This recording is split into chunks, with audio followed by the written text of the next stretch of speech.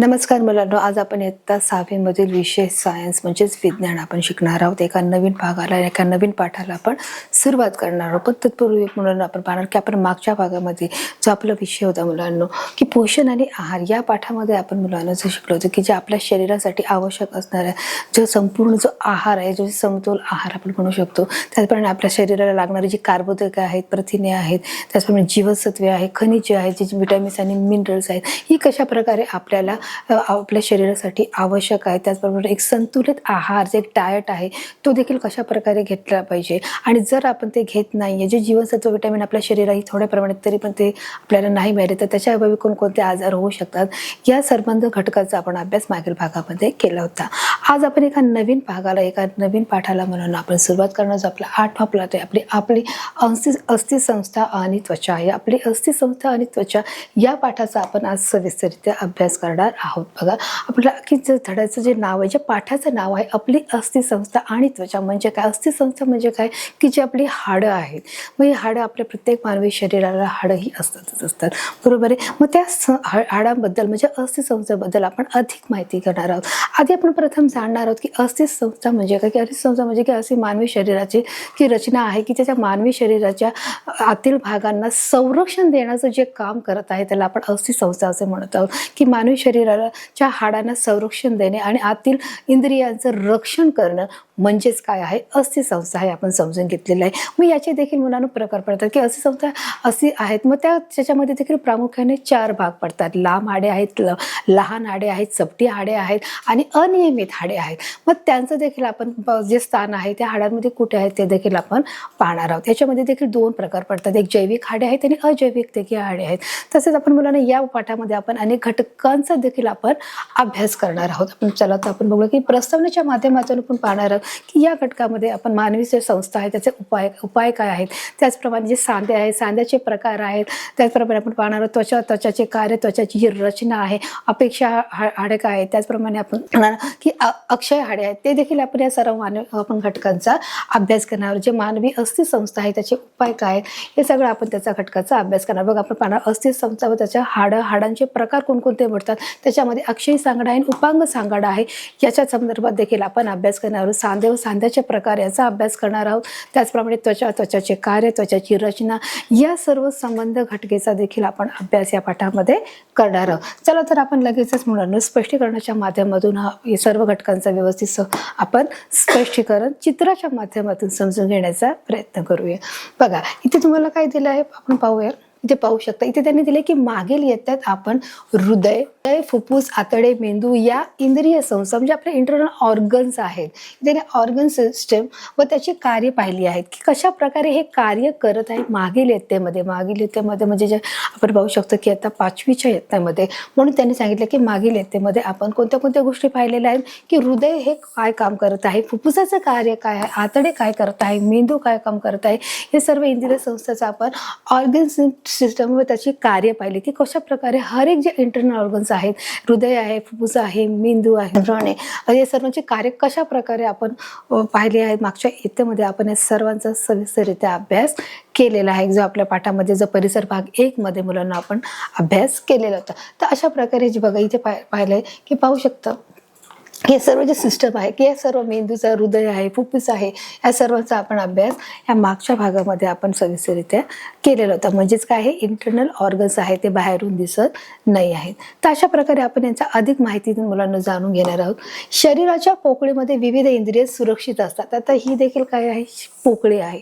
शरीराच्या पोकळीमध्ये विविध इंद्रिय म्हणजे काय, इंटरनल ऑर्गन्स असतात. म्हणजे आपण म्हणतो की बघा हे कसे आहे, सुरक्षित आहे म्हणजे कशामुळे सुरक्षित आहेत, त्यांना हाडाचा काय आहे, सपोर्ट आहे. आणि हाडं ही काय करतात, आपल्या शरीराला सुरक्षा ठेवण्याचं काम करतात. एक मानवी शरीराला रचना आणि आकार देण्याचं काम करून त्याचप्रमाणे मानवी शरीरातील इंद्रियांना देखील सुरक्षित ठेवण्याचं कार्य करणाऱ्या इंद्रियाला काय म्हणतात, अस्थिसंस्था असे बोलले जाते. जो आपला मेन भाग आहे, मेन पार्ट आहे. या पाठामध्ये बघा या चित्राच्या माध्यमातून मुलांनी तुम्ही पाहू शकता की कशा प्रकारे सर्व जे इंटरनल जे ऑर्गन्स आहे, जे आतडे आहे, जे फुफ्फुस आहे, लहान आतडा आहे, मोठं आतडा आहे, जठर आहे, आहे, यकृत आहे, ही सर्व इंद्रिय त्याच्यामध्ये आली. म्हणून त्यांनी सांगितलं शरीराच्या पोकळीमध्ये सर्व इंद्रिय ही सुरक्षित राहत असतात. की त्यामुळे कशामुळे सुरक्षित आहेत? आपल्या शरीरात जो हाड आहे मजबूती द्यायचं काम करते. त्याच्या हाडामुळे आपली सर्व इंद्रिय आहेत ती सर्व इंद्रिय कशी आहेत? सुरक्षेमध्ये आहेत. आणि म्हणून हे बघा चित्राच्या माध्यमातून पाहू शकता, जे लहान आतडे आहे, मोठा आतडे आहे, यकृत आहे. आपल्या शरीराच्या आतील भागाचे रक्षण मानवी सांगाडा करतो. जसं मी आता सांगितलं की आपल्या मानवी शरीराच्या आतील भागामध्ये की जे मानवी जे हाड आहे, मानवाचं जे हाड आहे, त्या हाडामुळे त्याचं काय होत आहे? रक्षण होत आहे. हर एक इंद्रियाचं रक्षण करण्याचं जे काम आहे हाडाच्या द्वारे होत आहे. मनुष्य मृत्यू पावल्यानंतर देखील मनुष्यातील जे मांस आहे ते मांस गळून पडतं आणि शेवटी काय राहतात? ही हाडे राहतात. मग हे हाडांचा काय असतो? प्रत्येक इंद्रियांना सपोर्ट असतो. एक मानवी शरीराला रचना आणि आकार देण्याचं ते काम करते. आणि त्याचप्रमाणे मानवी शरीरातील असलेले जे इंद्रिय आहेत त्यांचं रक्षण करण्याचं काम हे अस्थि संस्था हे करत असते. तर अशा प्रकारे बघा, मग आपल्या शरीराच्या आतील भागाचे रक्षण हे मानवी सांगाडा करतो. हा काय आहे? मानवी सांगाडा आहे. बघा आता इथे त्यांनी दिले, कधी कधी आपण खेळताना पडतो किंवा अपघात होतो तेव्हा हाताचे किंवा पायाचे हाड काय होते? मोडते. यालाच काय म्हणतो आपण? अस्थिभंग म्हणतो. म्हणजेच आपण काय त्याला बोलतो की फ्रॅक्चर झाले असं बोलतो. इथे शब्द आलाय बघा, फ्रॅक्चर म्हणतात. की कधी कधी आपण खेळताना पडतो, झडतो, तर आपला काय होतं? आपल्या हड्डीला किंवा आपल्या हाडाला काय होतं? तो ब्रेक होतो, तो तुटून देखील जातो आणि त्याच्यामुळे आपल्याला दुखापत होते, आपल्याला चालायला नीट होत नाही किंवा आपला हात जी मुवमेंट्स आहे जी रोजची ती देखील आपल्याला करायला होत नाही. जसं या चित्रामध्ये तुम्ही पाहू शकता. म्हणजेच त्याला आपण बोलतो की फ्रॅक्चर झालंय. म्हणजेच काय झालंय की ते अस्थिभंग झाले, की अस्थिभंग झालाय. भंग होणे म्हणजे काय? ब्रेक होणे. भंगचा अर्थ काय आहे मुलांनो? इथे पाहू शकता बघा, अस्थिभंग, भंगचा अर्थ काय आहे? ब्रेक होणे किंवा ते तुटणे. अस्थि म्हणजे काय आहे? हाड आहे, हे लक्षात ठेवायचं आहे. फ्रॅक्चर होणे म्हणजे अस्थिभंग होणे. जो इंग्लिशमध्ये त्याचा शब्द आलाय, आपण बोलतो ना की त्याच्या हाताला फ्रॅक्चर आलाय, हा पायाला फ्रॅक्चर आलेला आहे. म्हणजेच काय की तो अस्थिभंग झालेला आहे. आणि मग त्यासाठी आपण उपाय म्हणून कुठे जातो? डॉक्टरची ट्रीटमेंट घेत असतो. तर अशा प्रकारे अस्थिभंग झाल्यावर आपण काय करतो की खेळताना किंवा आपण चालताना पडतो, ठेच लागते आणि आपल्या हाताला पायाला काय होतं? फ्रॅक्चर होण्याची देखील शक्यता असते. आणि मग डॉक्टर बोलतात की आपल्याला काय करायचं आहे? एक्सरे काढून आपल्याला बघावं लागेल की हा किती मात्रामध्ये, किती प्रमाणामध्ये फ्रॅक्चर झाला आहे किंवा जो अस्थिभंग आहे किती प्रमाणामध्ये दूरवर पसरलेला आहे ते देखील बघून त्यानुसार त्याच्यावर काय करावं लागेल? उपाय करावा लागेल, इलाज करावा लागेल आणि त्याप्रमाणे ट्रीटमेंटला सुरुवात करावी लागेल. आता इथे बघा त्यांनी सांगितलंय अस्थि म्हणजे हाड आहे. म्हणजे जसं मी तुम्हाला सुरुवातीला सांगितलं आहे, अस्थि याचा अर्थच काय आहे? हाड आहे. मग हे जे मानवी शरीराचा जो सांगाडा आहे याच्यामध्ये तुम्हाला हे सर्व बघा, हाताचे, पायाचे, फुफ्फुसाचे, पाठीचं जो कण आहे तर हे कशा आहेत? सर्व हाडाचा प्रकार आहे. जे मानवी फुफ्फुसाच्या नळ्या आहेत त्या देखील किती आहेत? ह्या 12 आहेत. म्हणजे काय आहे की एकमेकाला पाठीच्या कणाने जॉईंट केलेला आपण इथे पाहू शकतो. आपण या हाडाची सुरुवात ही डोक्यापासून ते पायाच्या नखापर्यंत ही सुरुवात हाडांना होत असते. मग जसं मी तुम्हाला सांगितलं मुलांनो की याचे देखील प्रामुख्याने 4 प्रकार पडतात. या हाडांचे देखील एक लांब हाड आहे, लहान हाड आहे, चपटं हाड आहे आणि अनियमित हाड आहे. मग याची जी रचना, हे प्रत्येक जे कार्य आहे ते सर्व याच्या गोष्टीमध्ये डोक्यापासून ते पायाच्या नखापर्यंत हे हाडाने काय केलं आहे? आपण हाड मोडतो. त्या हाडामध्ये त्याचे कार्य ही वेगवेगळ्या प्रमाणे केली जातात. अस्थि म्हणजे हाड आहे हे देखील आपण मुलांना आपल्याला सुरुवातीला मी तुम्हाला सांगितलं होतं. अस्थिभंग झालेल्या भागाचा क्ष किरण म्हणजेच प्रतिमा काढली जाते. जसं मी तुम्हाला मगाशी सांगितलं, खेळताना किंवा चालताना आपण पडलो तर आपल्या हाड काय होतं? फ्रॅक्चर होतं, अस्थिभंग होतो. मग ते किती प्रमाणात झालं आहे ते बघण्यासाठी डॉक्टर काय सजेस्ट करतात की आपल्याला काय काढावं लागेल? एक्सरे काढावं लागेल. म्हणजेच काय काढावं लागेल? क्ष किरण काढावं लागेल. त्याला एक्सरेला काय बोलणार आहोत? क्ष किरण बोलणार आहोत. क्ष किरण म्हणजे प्रतिमा, म्हणजे एक्सरे घेतात.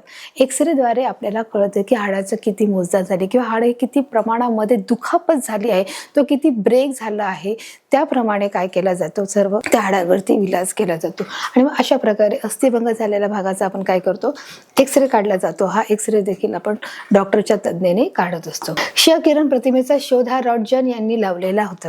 आता जो क्ष किरण आहे म्हणजेच एक्सरे काढणं, हा कोणी शोध लावला होता? की जे आपले सायंटिस्ट आहे, जे शास्त्रज्ञ आहे, जे रॉन्टजन आहेत, हे एक विल्यम, यांचं पूर्ण नाव आहे विल्यम रॉन्टजन आहे. ते एक जर्मनीचे शास्त्रज्ञ होते मुलांनो. आणि 1845 साली यांचा जन्म झाला. ते जर्मनीमध्ये वाढले आणि 1885 साली मुलांना त्यांनी क्ष किरणाचा काय केलेला आहे, शोध लावलेला आहे आणि त्यानिमित्त त्यांनी निर्मिती केली आहे. त्यांना एक नोबेल पारितोषिक देखील मिळालेलं आहे. आणि अशा जर्मनी शास्त्रज्ञांनी काय केलं आहे, या क्ष किरणाचा म्हणजे हा एक्सरेचा शोध लावलेला आपण पाहत आहोत. तर अशा प्रकारे मुलांना 15 मार्च 1845 साली यांचा जन्म जर्मनी या ठिकाणी होऊन त्यांना नोबेल पारितोषिकने देखील पुरस्कृत केलेला आहे. आणि त्यांनी 1885 साली या क्ष किरणाचा म्हणजेच एक्सरेचा हा शोध देखील लावलेला आहे. अशाद्वारे आपण पाहू शकतो. बघा, क्ष किरणाला काय किरण प्रतिमेचा शोध हा रॅन्टजन यांनी लावलेला आहे. यांचं पूर्ण नाव विल्यम रॅन्टजन आहे. आता इथे दिले मानवीय अस्थिक संस्था. मानवीय अस्थिक संस्था म्हणजे काय की मनुष्यातले असलेले जे हाडं आहेत. अस्थिक संस्था म्हणजे मानवी म्हणजे मनुष्याचे. अस्थिक संस्था म्हणजे काय, मी तुम्हाला सांगितलेलं आहे की जे मानवी शरीराच्या रचनेला आकार देण्याचं काम करतात आणि त्याचप्रमाणे आपल्या शरीरातील आतील इंद्रियांचं रक्षण करणाऱ्या संस्थेला काय बोललं जातं, अस्थिक संस्था बोलली जाते. आता आपण त्याची देखील व्याख्या परिपूर्ण पाहणार आहोत की नक्की मानवी अस्थिक संस्था आहे तरी काय. बघा, आपल्या शरीरामध्ये असणाऱ्या सर्व हाडांचा आकार हा समान नसतो. की आपल्या शरीराची जी सर्व हाडं आहेत ती सर्व हाडं लहान आहेत का, सर्व लहान हाडं असतील का, सर्व मोठीच असतील का, सर्व चपटीच असतील का, तर असं नाही होत. की प्रत्येक जे आपल्या ज्या शरीराची रचना आहे, आपला हात आहे, पाय आहे, आपल्या डोक्याची कवटी आहे, तर प्रत्येकाचा जसा शरीराचा भाग असेल, जसा अवयव असेल त्याप्रमाणे त्याच्या ज्या हाडांची काय असते, रचना असते. आणि म्हणून प्रत्येक हाड हे सारखं नाही की आपल्या शरीरात हाड असणारी प्रत्येक हाडं ही एकाच मापाची नाही. आपण सोप्या भाषेमध्ये म्हणू शकतो की ते काय आहेत, कमी जास्त प्रमाणामध्ये, कमी जास्त भागामध्ये. आणि म्हणून त्यांनी की आपल्या शरीरामध्ये असणाऱ्या सर्व हाडांचा आकार म्हणजे काय आहे, जो शेप आहे. तुम्ही इथे देखील पाहू शकता की जी हाडांची बघा रचना तुम्ही इथे दिलेली. प्रत्येक हाड हे वेगळं असतं. प्रत्येक हाड काय हे वेगळं आहे. मग तुम्ही पाहू शकता इथे जो खांदा आहे त्याच्या हाडाची जी लांबी पाहिली तर ती छोटी आहे, परंतु तेच आपण हाताचा भाग घेतला तर त्याची लांबी किती आहे, मोठी आहे. त्याचप्रमाणे तुम्ही डोक्याचा जर भाग घेतला तर ते हाड कसे आहे, गोलाकृत भागामध्ये आहे. म्हणजे हाडांची जी रचना आहे, त्याचा जो आकार आहे, शेप आहे, तो कसा आहे मुलांनो, वेगवेगळ्या भागामध्ये आपल्याला आढळून येत असतो. त्याचप्रमाणे पोटाचा जर भाग घेतला, पायाचा भाग घेतला तर ते अजूनच पाया आपलं असतं, तर त्याच्या अजून हाडही त्याची जी लांबी आहे ती जास्त मोठ्या प्रमाणात आपल्याला आढळून येते. आणि म्हणून प्रत्येक हाड हे कसं आहे, वेगळं आहे. प्रत्येक हाड हे सारखं नाही. जशी मानवाची रचना असेल, जसं जितकं लहान मुलं असेल, जितकं मोठा माणूस असेल, त्याप्रमाणे त्याच्या हाडाची जी उंची असणार आहे त्याच्यावरून ठरणार आहे. त्याचप्रमाणे आपल्या शरीरातील भागाच्या क्रमांकानुसार देखील ठरणार आहे. आपल्या डोक्याचं जी कवटीचा भाग आहे, त्याचप्रमाणे खांद्याचा भाग आहे, हाताचा भाग आहे, पोटाचा भाग आणि त्याचप्रमाणे पायाचा भाग आहे. तर प्रत्येक भागामध्ये काय असणारे हाड हे वेगळ्या प्रकारे आपल्याला आढळून येणार आहे. प्रत्येक हाड हे सारखं नाही आहे, ते कसं आहे, वेगळं आहे आणि भिन्न आहे. अशा प्रकारे बघा तुम्ही पाहू शकता. सांगाड्यामुळे शरीराला काय होतो, आकार प्राप्त होतो. बरोबर आहे की जसं आपण एखादा मातीचा गोळा आपण पाण्यामध्ये भिजवला, माती घेतली आणि ती पाण्यामध्ये भिजवली की त्याचा काय होतो मुलांनो, चिखल होतो. आणि मग पाण्यामुळे त्या मातीला आकार होतो की पाणी घेतल्यामुळे ते चिखल झाल्यामुळे आपण त्याचं एक व्यवस्थित कुंभार काय करतो, त्याचं एक मस्त गाडगं बनवतो, एक भांड पात्र तयार करतो. त्याचप्रमाणे त्या पाण्यामुळे त्या मातीला काय झालं आहे, आकार प्राप्त झाला आणि हवा तो आपण आकार देऊ शकतो. त्याचप्रमाणे आपल्या या हाडामुळे काय झालं आहे, शरीराला देखील एक आकार प्राप्त झाला आहे, जेणेकरून आपल्या शरीराच्या रचनेनुसार, आकारानुसार आणि त्याचप्रमाणे इंद्रियाचं रक्षण करण्यासाठी हे हाडे काय करत असतात, महत्त्वाची भूमिका बजावत असतात. सांगाड्यामुळे शरीराला आकार प्राप्त झाले की सांगाड्यामुळे जो मानवी जी आकृती आहे, आपल्या मानवी आकृती ही परिपूर्ण आकृती आपल्याला दिसून येते. अशा प्रकारे बघा तुम्ही चित्रामध्ये पाहू शकता की कशा प्रकारे किती मानवी जी आकृती आहे शरीराला बघा, डोक्यापासून ते पायाच्या नखापर्यंत ही आकृती तुम्हाला दाखवलेली आहे. मग आता तुम्हाला इथे मानवी संस्थेची काय दिली आहे आकृती, किंवा मानवी संस्थेची तुम्हाला व्याख्या दिली आहे, म्हणजेच काय डेफिनेशन दिलेलं आहे ते आपण बघा थोडक्यात बघणार आहोत. बघा इथे काय दिलं आहे, शरीराला निश्चित आकार देऊन, म्हणजे शरीराला एक निश्चित आकार द्यायचा आहे. म्हणजे आज हा आकार आहे, उद्या आकार, असं होतं का कधी की आपल्या डोळ्यासमोर एक मानवाची जी प्रतिकृती आहे की जी स्वरूप आहे, की मनुष्य म्हटलं की तो काय आहे की त्याला डोकं आहे, 2 डोळे आहेत, एक नाक आहे, 2 कान आहे, हात आहे, पाय आहे. म्हणजे ही आपली शरीर, आपण बोलतो की मनुष्य म्हटल्यावर आपल्या डोळ्यासमोर चित्र उभं राहतं. म्हणून त्यांनी ते केले निश्चित आकार आहे की प्रत्येक मनुष्याला एक निश्चित आकार ठरलेला आहे. म्हणून शरीराला निश्चित आकार देऊन आधार देणारा, त्याला निश्चित आकार दिला आणि त्याला आधार देण्यासाठी मानवाच्या जे शरीराचे जे काही स्किन आहे त्याला आधार देण्यासाठी, ज्या त्वचेला आधार देण्यासाठी शरीराच्या आतील भाग आतील नाजूक इंद्रियाचं रक्षण करणाऱ्या संस्थेला काय बोललं जातं? अस्थि संस्था बोललं जातं. शरीरातील नाजूक इंद्रिय कोणती आहेत ते पण तुम्हाला सांगितले. फुफ्फुस आहे, हृदय आहे, यकृत आहे, लहान आतडे आहे, मोठे आतडे आहेत. अशा हर प्रकारचे जे आपले जे इंटरनल ऑर्गन्स आहेत त्यांचं संरक्षण करण्याचं देखील काम कोण करत आहेत? ही हाडे करत आहेत मुलांना. आणि म्हणून ही जी डेफिनेशन आहे आपण पुन्हा एकदा वाचून घेणार आहोत. शरीराला निश्चित आकार देऊन आधार देणाऱ्या तसेच शरीराच्या आतील नाजूक भागाचे इंद्रियाचे रक्षण करणाऱ्या ज्या संस्था आहेत त्या संस्थेला काय बोललं जात आहे? की मानवी संस्था म्हणजे काय? अस्थि संस्था असे देखील आपण बोलले बघा. अस्थि संस्था असे म्हणतात की मानवी शरीराच्या रचनेला आकार देऊन आधार देण्यासाठी आणि आपल्या शरीरातील इंद्रियांचं जे आतील लहान इंद्रिय आहेत त्यांचं रक्षण करणाऱ्याला संस्थेला काय बोललं जातं? अस्थि संस्था. अस्थि संस्था म्हणजे काय मुलांना आपण पाहिलं? अस्थि म्हणजे काय? हाडे आहे. हाडांची संस्था आपण बोलतो की सर्व हाडांची संस्था आहे. बरोबर. संस्था म्हटल्यावर काय आपल्या लक्षात येतं की एक प्रकारे जमाव आहे, समूह आहे की एका कार्यासाठी उद्दिष्ट केलेलं आहे किंवा एखादी पार्टी आहे की एखादा जो गोंगाट आहे की जो अशा प्रकारचा समूह आहे की जेणेकरून एक चांगल्या प्रकारची प्रतिकृती तयार करते किंवा एक चांगल्या प्रकारचा निर्णय घेण्यासाठी जमलेला जो जमाव आहे आपण त्याला काय बोलतो? समूह बोलतो किंवा संस्था बोलतो. त्याचप्रमाणे अशी जी संस्था आहे ही आपल्या शरीराला काय करत आहे? मजबूती आणि बळकटी देत आहे, आधार देण्याचं देखील हे काम करत आहे. हे देखील आपण या चित्राच्या माध्यमातून पाहू शकतो. बघा मुलांना ते पाहणार आहोत. शरीरातील सर्व हाडे व खुर्च्या एकत्र मिळून अस्थि संस्थेची रचना होत असते. शरीरातील सर्व जे हाडे, जे शरीरातील सर्व हाडे म्हणजे कोणती आहेत? की डोक्याच्या भागापासून ते पायाच्या नखापर्यंत ही सर्व हाडे व खुर्च्या एकत्र मिळून की जे त्याला आधार मानलेला आहे की जो अस्थिस्तंभ आहे की आपल्या शरीरामधला जो पाठीचा कणा आहे हे सर्व खुर्च्या एकत्र मिळून काय बनलेली आहे? अस्थि संस्थेची रचना ही तयार झालेली आहे की अशा प्रकारे त्याला एक आकार प्राप्त झालेला आहे. हाडांची रचना ही कठीण असते. हाडांची रचना काय आहे? कठीण असते. हाडे कशी आहेत? कठीण आहेत, कडक आहेत. हाडांना मजबूती देण्यासाठी आपण काय करतो? व्हिटॅमिन डी म्हणजे कॅल्शियम आपण काय करतो? आपल्या शरीराला मिळणं गरजेचं आहे. कॅल्शियमद्वारे ही हाडे काय होतात? अजून स्ट्रॉंग बनतात, अजून मजबूती देतात. त्याप्रमाणे बघा जसं उतारवय होत राहतं त्याप्रमाणे आपले हाडं ही ठिसूळ होत जातात आणि म्हणून आपण काय बोलतो की व्हिटॅमिन जे डी आहे हे आपल्या शरीरामध्ये देखील घेणं गरजेचं आहे. जसं आपण मागच्याच भागामध्ये पाहिलं पोषण आणि आहार याच्यामध्ये देखील पाहिलं की जीवनसत्वाचे डी आहे, व्हिटॅमिन डी मुळे आपल्याला काय मिळत आहे? कॅल्शियम घेणं फार गरजेचं आहे. मग अशा प्रकारे म्हणून की कॅल्शियम डी देखील घेण्यामुळे देखील आपल्या काय होतं? शरीराला आपल्या हाडांना मजबूती मिळते. हाडांची रचना ही कठीण असते. बघा हे तुम्हाला हर एक अँगलने तुम्हाला ही हाडं दाखवली आहे. ही आपण जेव्हा स्ट्रेट उभे राहतो तेव्हा प्रकारे, त्याचप्रमाणे आपण राईट लेवा घेतो त्याप्रमाणे की कशा प्रकारे जो मागे तोंड करून उभे की पाठीचा जो हा कणा आहे की हा कणा बघा जो आपण ज्याला बोलू शकतो पाठीचा जो मनका आहे तो देखील कशा प्रकारे एका ते गुंफलेला आपण पाहू शकतो. आणि त्याला जे हाडाचा जो सांगाडा आहे, जे आपले सापळ्या आहेत, जो अक्षय आणि उपमा या ज्या सांगड्या आहेत त्याचा देखील आपण पुढच्या भागामध्ये घटकामध्ये अभ्यास करणार की ते नेमकं काय आहे. अशा प्रकारे जे हर एक प्रकारचे जो अँगलने तुम्हाला हे पीक दाखवलेलं आहे, हे जे चित्र तुम्हाला दाखवलं आहे की हाडाची रचना ही कशा प्रकारे कठीण असते आणि त्या प्रकारे बघा इथे बघा पाहू शकतो की हर एक अँगलने तुम्हाला दाखवलेलं आहे. हे हाड काय आहे? हाडे ही लवचिक नसतात, साहजिकच आहे. हाडे कशी आहेत? कठीण आहेत, ती कडक आहेत. ती हातोड्याने किंवा एखाद्या लोखंडी वस्तूने ते फोडावी लागतात तेव्हा ती तुटली जातात. म्हणजेच काय हाडे ही काय असतात? स्ट्रेचेबल नसतात. म्हणजे काय आहे? ती स्ट्रेच होऊ शकत नाही किंवा ते काय आहे आपण पटकन हाताने मोडू शकत नाही. म्हणून ते कसे असतात? हाडे ही स्ट्रॉंग असतात, जी कठीण कडक असतात, ती लवचिक नसतात. हाडांची रचना प्रामुख्याने 2 घटकांनी बनलेली आहे. मी सुरुवातीलाच तुम्हाला सांगितलं की हाडांची रचना ही 2 घटकांनी बनलेली आहे. म्हणजे कोणते? की एक जैविक घटक आणि अजैविक घटक.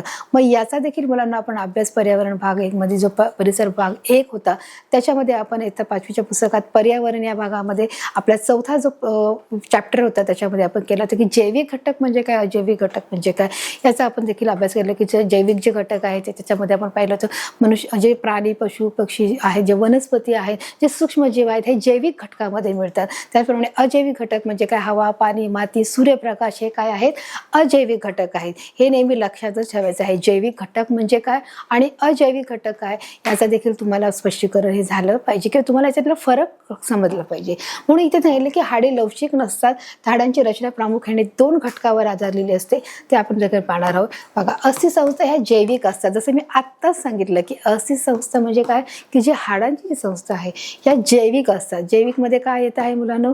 प्राणी, वनस्पती, सूक्ष्मजीव ज्याच्यात आहे जे हर एक प्रकारचे सूक्ष्मजीव, अमिबा आहे. त्याचप्रमाणे आपण आपल्या डोळ्यांना दिसणारे असणारे जे सूक्ष्म जीव आहे हे सर्व प्रकारे जैविक घटकामध्ये येतात.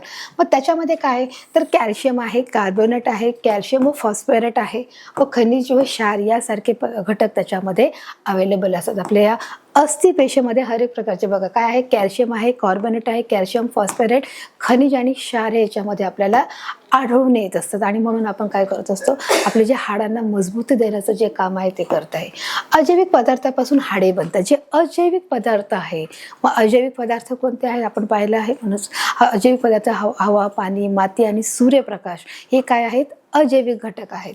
मग अजैविक घटक पदार्थापासून आपले काय म्हणतात, ही हाडे तयार होण्याचं काम करतात. बघा अशा प्रकारे ही हाडे ही तयार पद्धतीत मिळतात. कॅल्शियममुळे हाडांना मजबूती मिळते. जसं मी तुम्हाला आत्ताच सांगितलं की कॅल्शियम आपल्या शरीरात असेल तर आपल्या हाडांना काय मिळते, बळकटी मिळते, मजबूती मिळते. आणि हे कॅल्शियम आपल्याला कुठून मिळतं की विटॅमिन डी आपण खाल्ल्यामुळे आपल्याला काय मिळतं की कॅल्शियम डीचं प्रमाण आपल्या शरीरात वाढलं गेलं किंवा आपल्याला संतुलित आपण ठेवलं की योग्य प्रमाणात आपण घेतलं तर आपल्या हाडांना काय मिळते मुलांना, कॅल्शियम मिळणं हे फार गरजेचं आहे. त्यामुळे उन्हात फिरणं आहे किंवा विटॅमिन डीच्या त्यामुळे सप्लिमेंट खाणं किंवा फळे खाणं हे देखील फार गरजेचे आहे.